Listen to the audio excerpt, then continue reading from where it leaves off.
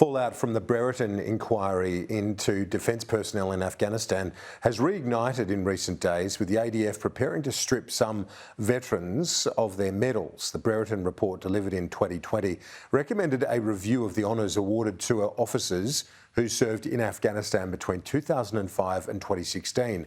The Chief of Defence, Angus Campbell, has written to those officers, giving them 28 days to explain why they should keep their honours, and if they're unable to do so, the awards could be stripped. Joining me now is the Shadow Defence Assistant Defence Minister, Phil Thompson, also a veteran himself of the Army. Phil Thompson, great to see you. What's your concern about what the CDF is doing here?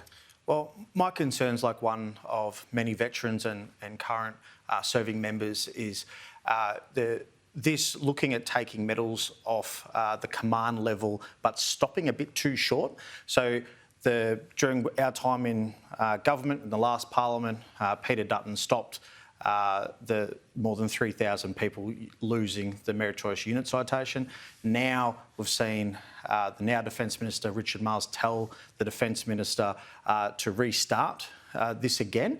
And from that, the Chief of Defence has now written to some of the command levels, asking them to explain why they have or if they should keep their Distinguished Service Medals and Distinguished Service Cross.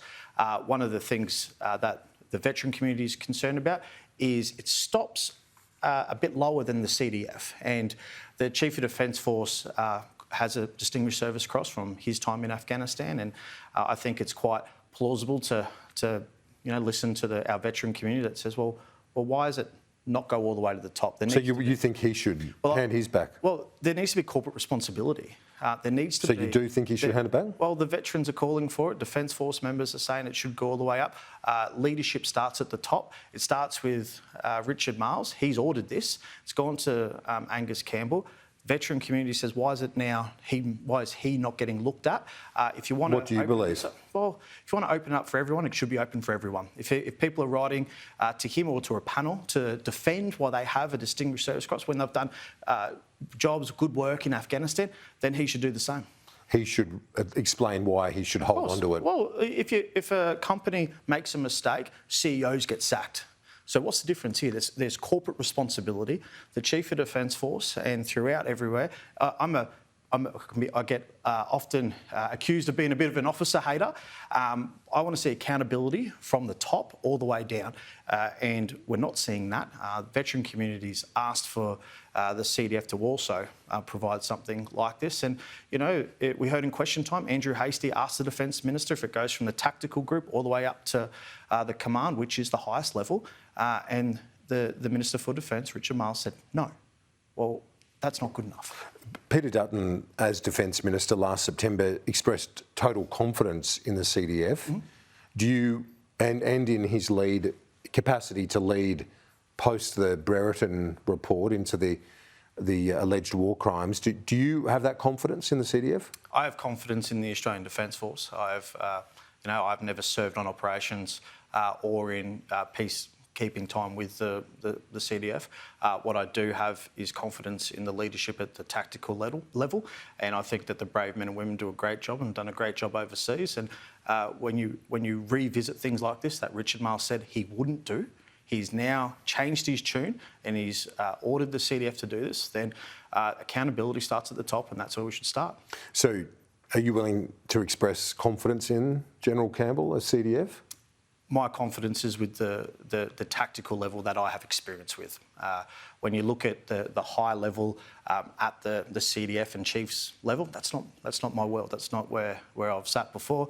I sit in the tactical operational side, and I have confidence in the ADF to be able to do their job, which is to fight and win our wars. The government says that it's simply honouring the Brereton Report's remaining recommendations. I think there were 42 remaining recommendations. Well, they're saying they're simply delivering the report as it was handed down. What's wrong with that? Well, they've carved bits out. They haven't gone through the whole report. And we've got to remember that everything to do with the Brereton Report it's not a brief of evidence at all. It's not a brief of prosecution, nor is it any finding of guilt. Everything in the Brereton Report is an allegation. Everything in there's an allegation. And we live in a society where you're innocent until proven guilty. we should maintain them and we should continue to do that. So do you believe all awards and citations should remain until there is any the distinguished service side, charge or proven guilt in a court of law? Well, to my understanding, the Distinguished Service Cross and Distinguished Service Medal doesn't actually implicate or any wrongdoing in a criminal matter to these officers. It's about them explaining their distinguished service. My view on the matter is that this starts at the top. And if you want to call it, then you get involved in it as well from the highest level. Phil Thompson, I appreciate your time as always. We'll see you soon.